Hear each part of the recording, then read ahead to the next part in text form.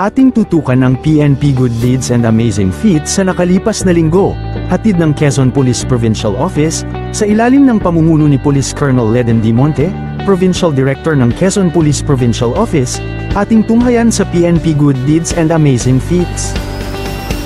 Kaugnay sa pagdiriwang ng ika-29th anniversary ng Police Community Relations Month, nagsagawa ang 3rd Platoon 2nd Quezon PMFC sa ilalim ng pangunguna ni Police Major Nicanor F. Villarreal, Platoon Leader, ng clean-up drive activity at tree planting activity sa Barangay Road, Sitio Dalanghita, Mabini Ibaba, Macalelon, Quezon.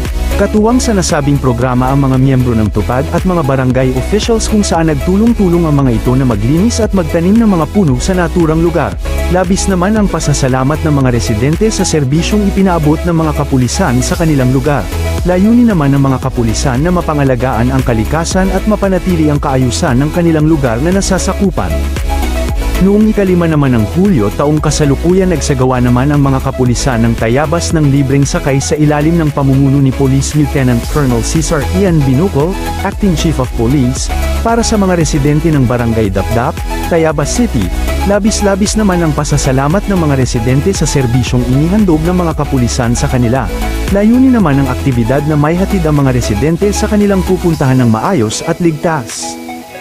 At sa huli noong ika-6 ng Hulyo taong 2024, libreng sakay din ang naging handog ng Panukulan Municipal Police Station sa ilalim ng pamumuno ni Police Captain Herminio L. Parrocha Jr., Acting Chief of Police, para sa mga residenteng bumibiyahe ng Barangay Bato patungo sa Barangay San Juan, Panukulan, Quezon. Labis naman ang pasasalamat ng mga residente sa serbisyo inihandog ng mga kapulisan para sa mga ito. Layunin naman ng programa na may hatid ng ligtas ang mga residente sa kanilang pupuntahan.